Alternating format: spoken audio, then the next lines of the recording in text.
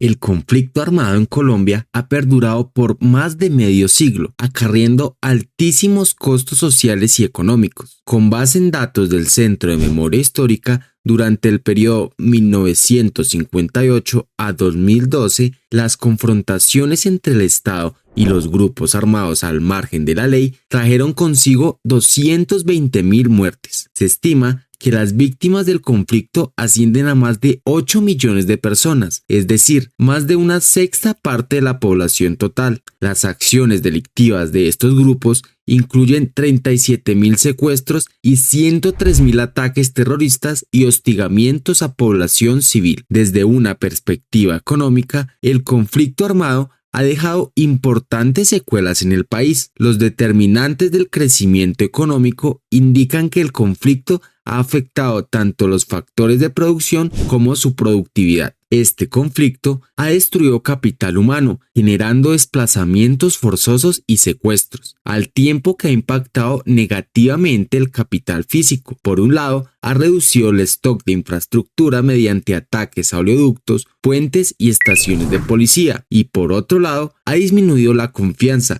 lo cual ha desestimulado la inversión en el país, especialmente en las regiones con mayor presencia de grupos guerrilleros. Finalmente, la violencia ha inducido el desvío de recursos públicos y privados hacia actividades de seguridad y defensa, los cuales, en ausencia del conflicto, podrían haber sido invertidos en sectores más productivos. Por eso, en este video, te contaremos cómo el conflicto armado ha afectado la economía de Colombia. Pero antes de comenzar, no olvides suscribirte y activar las notificaciones. El recorrido por la violencia que ha sufrido Colombia debe iniciarse en el siglo XIX, a lo largo de 63 guerras y miniguerras. Los caudillos regionales levantados contra el gobierno legítimo combatieron unos con otros. Esta situación alcanzó su punto más crítico en la Guerra de los 1000 días, que tuvo lugar entre 1899 y 1903, en la que se enfrentaron durante más de 3 años las fuerzas de los partidos liberal y conservador. Solo la destrucción del país y el agotamiento de los contrincantes determinaron la conclusión de los enfrentamientos. Los acuerdos de paz alcanzados en este momento no lograron la estabilidad. El enfrentamiento entre los partidos tradicionales por el control del Estado se prolongó a lo largo de las 6 primeras décadas del siglo XX. El periodo más oscuro del país precedió el asesinato del líder liberal Jorge Eliezer Gaitán en abril de 1948. En este periodo se calcula que en torno a 300.000 civiles fueron asesinados y más de 2 millones de personas debieron huir del campo hacia las ciudades. A partir de este momento,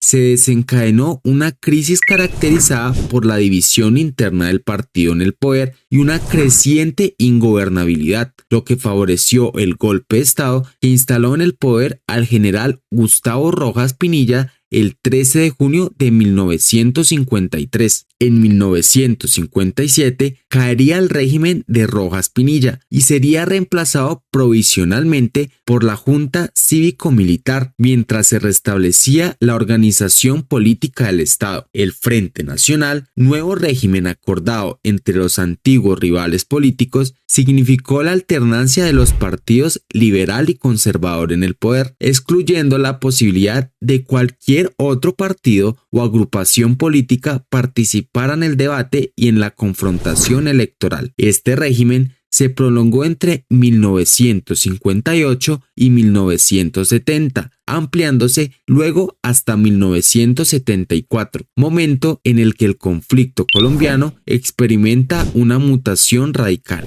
Los grupos guerrilleros solo se consolidarían en Colombia a partir de la década de los 70, si bien su existencia es anterior a la implantación del Frente Nacional, dando sus primeros pasos en la década de los 50. Solo 2 décadas después se formaron los 3 grupos guerrilleros que han sido determinantes en la historia de la lucha armada. Se trata de las Fuerzas Armadas Revolucionarias de Colombia, FARC, de origen campesino y orientación comunista, las autodefensas del periodo anterior al Ejército Popular de Liberación, EPL, y el Ejército Liberal Nacional, conocido como ELN, influido por la Revolución Cubana y nutrido por el movimiento estudiantil. Hasta entrados los años 80, las guerrillas y el Estado intentarían solventar sus inconformidades, pero estos no llegaron a buen puerto, lo que desencadenó en la toma del Palacio de Justicia en octubre de 1985. Otro de los grandes actores dentro del conflicto armado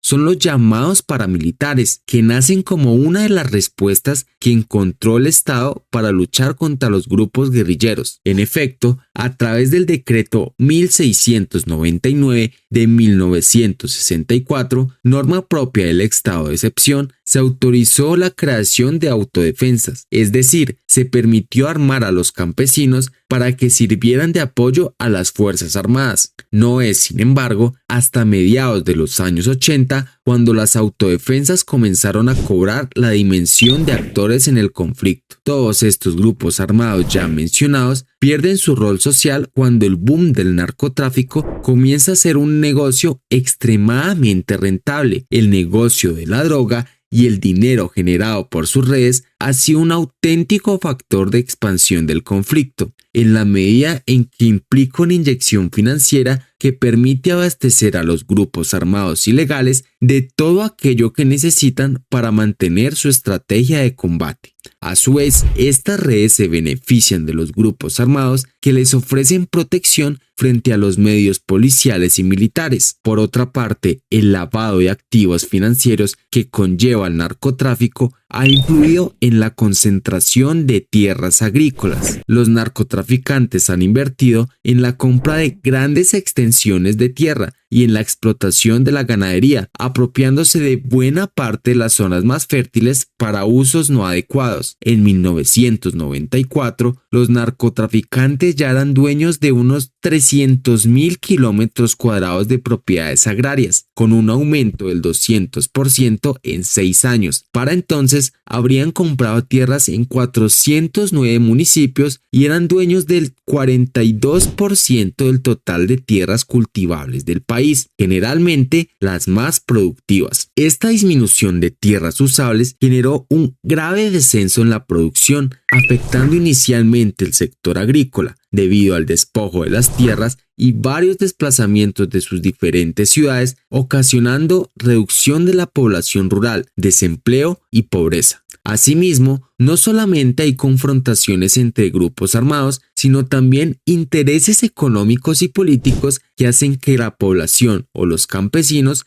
sean desalojados a la fuerza de sus tierras. Particularmente, estudios han demostrado que las mejores zonas para cultivar se encuentran ubicadas en departamentos como Cauca, Valle del Cauca, Meta, Putumayo, Guaviare, Caquetá y Arauca. Sin embargo, estos departamentos son los más atractivos para las organizaciones al margen de la ley debido a las lejanías con grandes ciudades y la ausencia de control gubernamental. Estos grandes departamentos, con el potencial de masivas producciones agrícolas, han sido inutilizados o sirven de guarida para gran parte de los grupos armados del país, generando una pérdida directa en activos y afectando gravemente a la población civil y económicamente no solo a estos productores, sino a todo el país. Por otra parte, el Programa de las Naciones Unidas para el Desarrollo informaron que en Colombia el conflicto armado ha presentado efectos negativos sobre el ingreso de la población,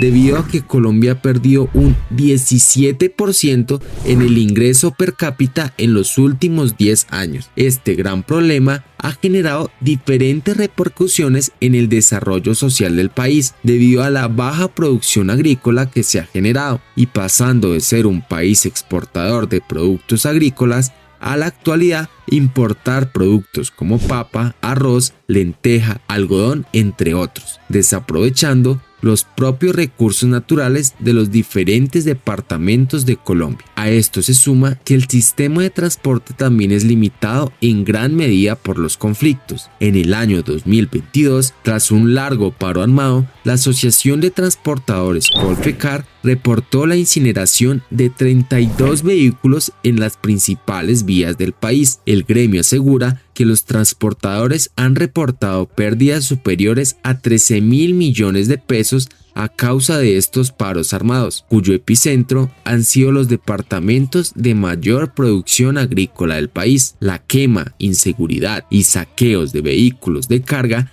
han generado que muchos municipios productores del país queden completamente aislados durante meses, lo que aumenta la brecha de desigualdad y aumenta la desconfianza de gremios e inversores extranjeros.